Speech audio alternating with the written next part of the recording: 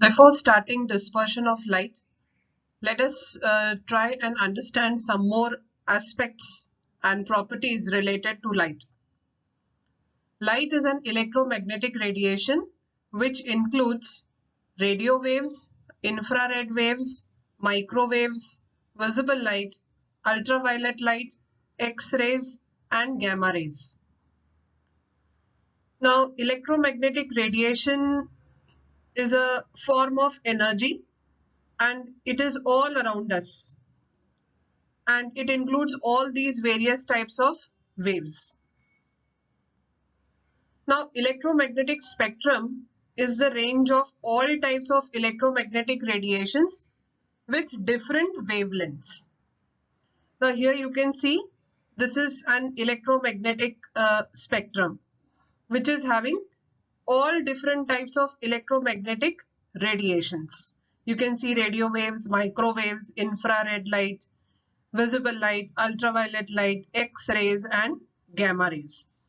So electromagnetic radiation is a form of energy, and it comprises of a electromagnetic spectrum in which we have different types of electromagnetic radiations with different wavelengths. Now here a new term has come up, that is wavelength. Now to understand wavelength, here we have a transverse wave pattern which has been shown here. Electromagnetic radiations are transverse waves, and this is the pattern that is taken up by the transverse wave, or electromagnetic radiations will show this type of a wave pattern. Now this is a peak or a mountain, as you call it, as in simple language.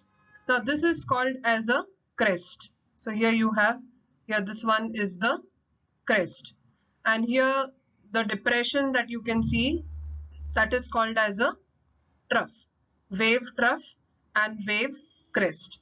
So the distance that is between any two consecutive crests or troughs will be called as wavelength.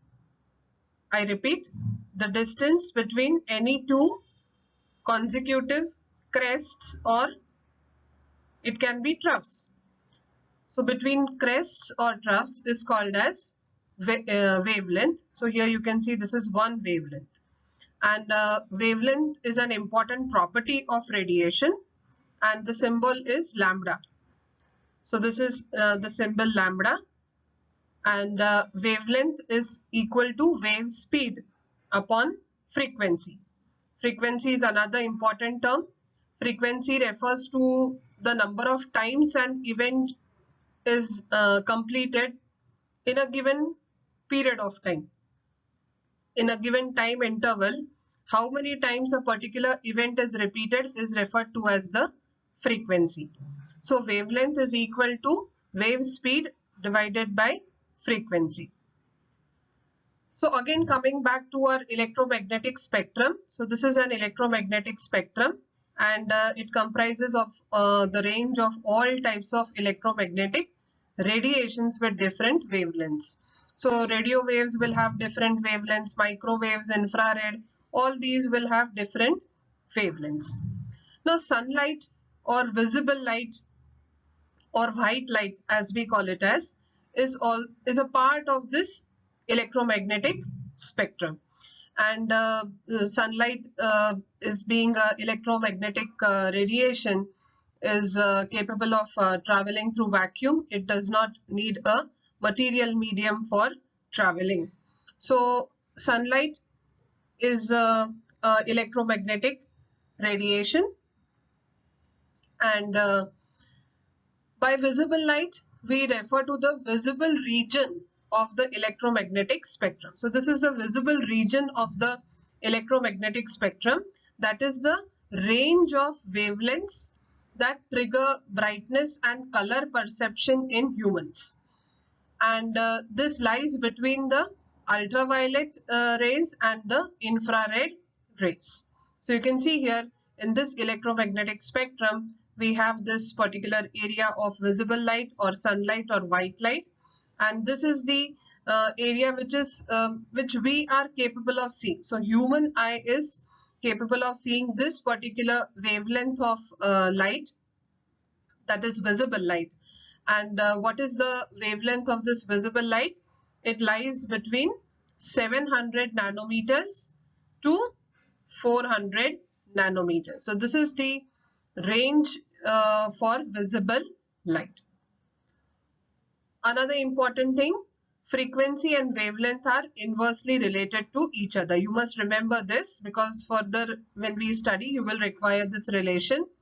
So frequency and wavelength are inversely proportional or related to each other. The wave with greatest frequency has the shortest wavelength.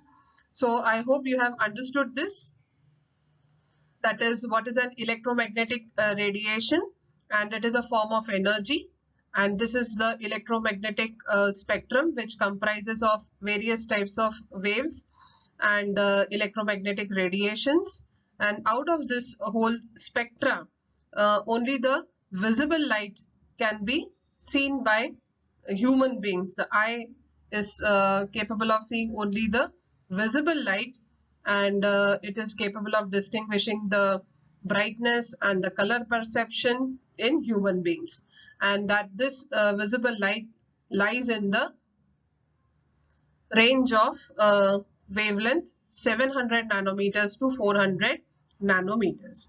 Anything that will be having wavelength greater than 700 will be included in infrared light, and those rays which are having wavelength less than 400 nanometers is the ultraviolet light. So visible light, it is present between the infrared and the ultraviolet radiation.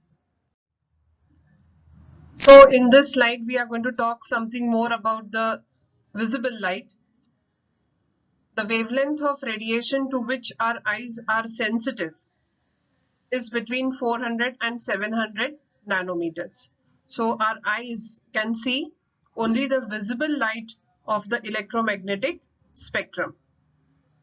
And this visible light is having wavelength between 400 to 700 nanometers. In this interval, radiation of different wavelengths appear to have different colors. So between 400 to 700, we have got various colors, and they have got different wavelengths. So visible light or sunlight or white light comprises of 7 colors, and this happens when we pass a ray of light from a prism. So this phenomenon was first observed by Sir Isaac Newton, and he said that when white light is passed through a prism, it splits into 7 different colors, and all these colors have got different wavelengths.